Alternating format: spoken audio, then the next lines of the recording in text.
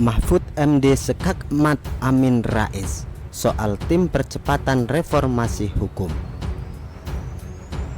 Mahfud MD belum lama ini membentuk sebuah tim yang dinamakan Tim Percepatan Reformasi Hukum, yang dibentuk berdasarkan SK Menko Polhukam nomor 63 tahun 2023. Tim ini akan bekerja sampai Desember 2023.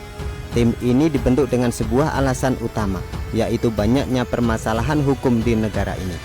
Salah satu masalah yang banyak ditemukan adalah di sektor peradilan dan penegakan hukum, misalnya tidak pidana korupsi yang dilakukan oleh hakim agung.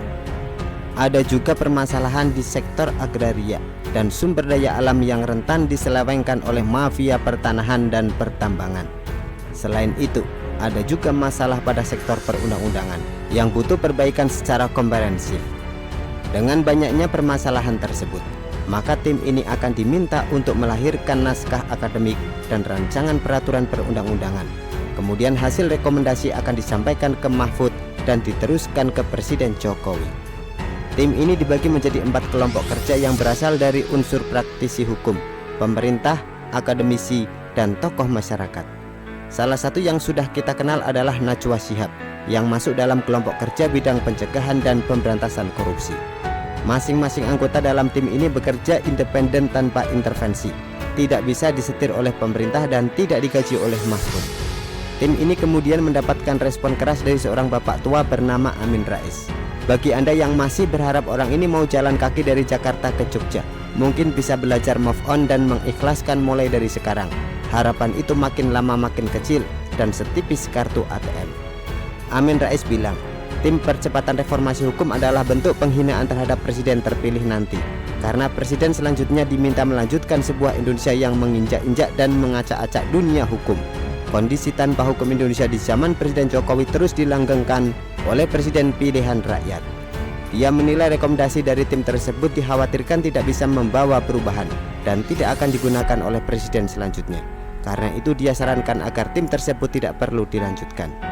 Bahkan ada narasi bahwa tim ini sengaja dibentuk oleh Mahfud untuk mengamankan posisi Presiden Jokowi.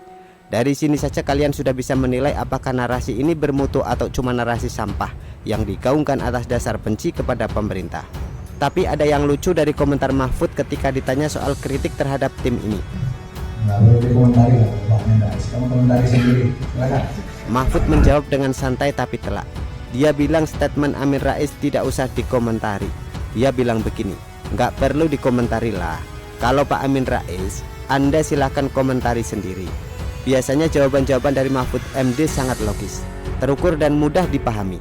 Tapi kalau sampai dia males meladeni kritikan dari Amin Rais, berarti Amin Rais ini sudah kelewat batas. Amin Rais ini sudah seperti anak kecil rewel yang tidak penting untuk diladeni. Sesekali dia memang pantas dipermalukan seperti ini, biar publik tahu ada seorang bapak tua yang bukannya makin bijak seiring bertambahnya usia, tapi malah makin mirip dengan anak-anak rewel yang minta dibelikan es krim. Mungkin ada baiknya Mahfud membentuk tim lain untuk menyenangkan Amin Rais. Misalnya tim percepatan acara jalan kaki Jakarta Jogja. Siapa tahu Amin Rais bisa terharu sehingga bisa membuatnya semangat untuk jalan kaki. Nyaris tidak ada yang benar dari Presiden Jokowi di mata seorang Amin Rais. Di balik setiap ide, kebijakan dan tindakan dari pemerintah selalu dibalas dengan pesan yang tidak bermutu. Ocehannya tidak pernah ada yang benar. Dia selalu pintar mencari celah untuk mencari-cari keburukan orang lain. Presiden cawe-cawe dibilang mau intervensi. Presiden minta Mahfud MD melakukan reformasi hukum, dituduh mau mengamankan posisinya. Apakah Amin Rais mau jadi presiden tapi tidak kesampaian sehingga ribut terus? Atau kepingin juga jadi menteri kabinet Presiden Jokowi?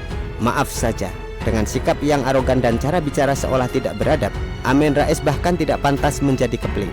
Cara dia memberikan kritikan sudah melewati batas normal dan etika. Dia pikir dia sudah hebat karena bisa mengkritik dengan narasi-narasi yang membodohi masyarakat. Ada alasannya kenapa netizen memberikan banyak julukan kepada Amin Rais. Yang paling sering itu adalah gelandangan politik. Coba perhatikan Amin Rais kalau sedang merepet.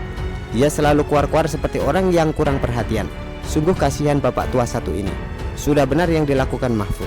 Tidak usah komentari Amin Rais. Biarkan seperti angin lalu. Biarkan dia teriak sepuasnya. Kalau sudah capek, lama-lama berhenti juga. Kalau diladeni, nanti jadi besar kepala padahal cuma seorang pecundang politik. Begitulah kura-kura. Artikel diambil dari syur.com, ditulis oleh XRD. Bagaimana menurut Anda?